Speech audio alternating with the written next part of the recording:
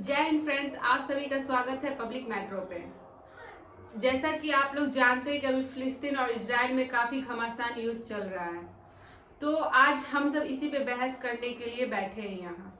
तो आइए जानते हैं रोशन झा से कि फिलिस्तीन और इजराइल में ऐसा क्या हो। जैसा कि आप जानते हैं कि फिलिस्तीन और इजराइल के बीच में घमासान युद्ध चल रहा है, उस वजह से काफ़ी आम जनता को नुकसान पहुंचा है। एक हॉस्पिटल पे बम गिरने की वजह से आज वहां पे 500 से भी ज़्यादा लोग मारे गए हैं। आइए पूरी जानकारी हम रोशन झा से जानते हैं कि आखिर वहां क्या हो रहा है। तो रोशन झा, आपसे हम ये जानना चाहेंगे कि फिलिस्तीन और इजराइल के बीच में ऐसा क्या हो रहा है जिस वजह से वहाँ के आम जनता, नागरिक, सरकार सब काफ़ी परेशान है। फिलिस्तीन और इसराइल के बीच में तो कुछ हो ही नहीं रहा है। जो कुछ हो रहा है वही हमास और इसराइल के बीच में हो रहा है। ये न्यूज़ आ कौन रहा है और कर कौन रहा है, उसकी जो है मुझे समझ में नहीं आ रहा। और ये क्यों बार बार जो है फिलिस्तीन लोग और स्पेशली इंडिया में जो है ये फिलिस्तीन की बात आ रही है, मेरी समझ से बिल्कुल बाहर की है। हमास ने इसराइल के लोगों को किडनैप किया, मासूम बच्चे को मारा, एक बुजुर्ग के साथ बदतमीजी की। इसराइल उसका काउंटर अटैक कर रहा है। इसमें फिलिस्तीन कहाँ से आए और फिलिस्तीन के लिए जो है बीच में कहाँ से आ गया, ये बात मुझे समझ में नहीं आ रही। हमास ने उनके लोगों के किडनैप किया, उन्हें बचाया, बदले में इसराइल ने काउंटर अटैक किया। हाँ, इसराइल इस बार थोड़ा मजबूत इसलिए हो गया क्योंकि उसके नागरिक जो हैं वो किडनैप हैं, मतलब हाईजैक किए हुए हैं। इस वजह से थोड़ा लड़ाई उसको स्लो चल रहा है। नहीं तो यही इसराइल है जो 6-6 देशों को एक बार में हराया हुआ, वो भी एक दिन आज़ादी होने के मात्र बाद। दूसरी बात जो आपने कहा हॉस्पिटल में बम गिरा, वो इसराइल ने नहीं गिराया, वो आतंकवादी जो हमास के हैं उनका ऑडियो रिकॉर्ड वायरल हो रहा है, ठीक है, जिसमें उन्होंने बताया है कि वो हमास का काम है, ना कि इसराइल का। और फिलिस्तीन से तो कुछ अभी बात ही नहीं हो रहा है। जैसा कि आप जाने कि हमास और इजराइल के बीच में घमासान युद्ध हो रहा है। फिलिस्तीन से हमारा युद्ध नहीं चल रहा है, मतलब इजराइल का युद्ध नहीं चल रहा है।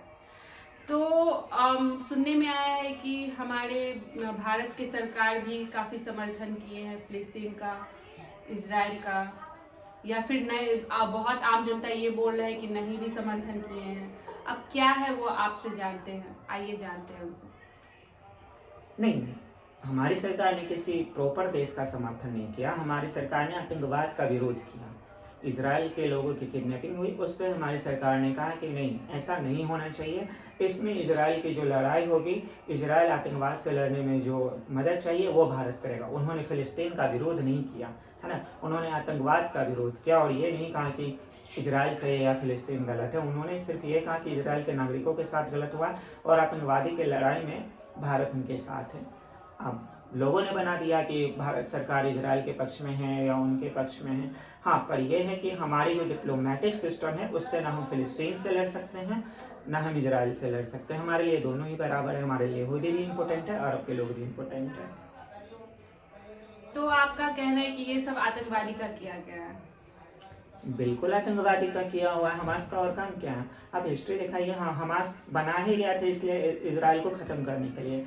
जब वो फिलिस्तीन लिबरेशन ऑर्गेनाइजेशन फ्लॉप हो गया आतंकवादी गतिविधियों से, वो यहूदियों को ख़त्म नहीं कर पाए, इजराइल को ख़त्म नहीं कर पाया। इस पर तो हमें 2-3 वीडियो बनाने पड़ेगा, तब लोग समझ पाएंगे कि आखिर चक्कर क्या है झगड़ा का। अगर फिलिस्तीन लड़ाई की झगड़ा और हमास पे आप बात कर रहे हैं तो एक की वीडियो में हम समझा भी नहीं पाएंगे लोगों को। ये हमास वही संगठन है जो फिलिस्तीन लिबरेशन ऑफ ऑर्गेनाइजेशन खत्म हो गया था जब वहाँ के अगल बगल के सारे देशों ने देख लिया कि इजराइल खाली नहीं करने वाला है, इजराइल को इतना हराने वाला, इतना आसानी से नहीं हरा सकते हैं।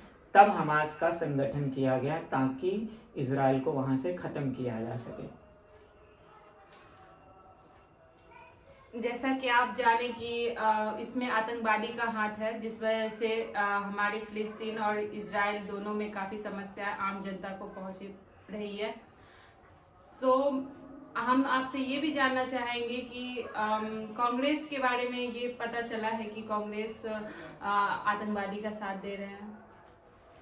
नहीं, ये नहीं है, कांग्रेस आतंकवादी का साथ नहीं दे रहे हैं। वही मिसअंडरस्टैंडिंग कि वो फिलिस्तीन के साथ खड़े हैं, ठीक है, ऐसा नहीं है। वो फिलिस्तीन और हमास, एक गाजा पट्टी एक जगह भी है जो फिलिस्तीन के कब्जे में पड़ता है और इस लड़ाई की वजह से वहाँ हमला हुई है, इसलिए लोगों को लगता है कि फिलिस्तीन में हमला हो रहा है।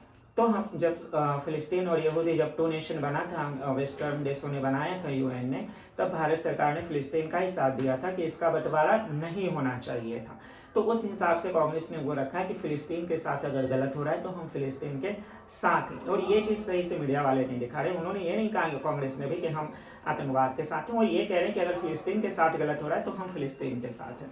और अगर हमारी सरकार ने भी इजराइल का साथ नहीं दिया, उसने कहा आतंकवादी गलत कर रहा है, तो हम उसके खिलाफ एक्शन लेंगे और उसमें इजराइल के साथ है। पर पता नहीं लोग इसको क्यों तोड़ मरोड़ को दोनों तरफ के बयानों को दिखा रहे हैं। तो यहाँ पर आपके हिसाब से क्या लगता है, इजराइल सही है या फिलिस्तीन सही है?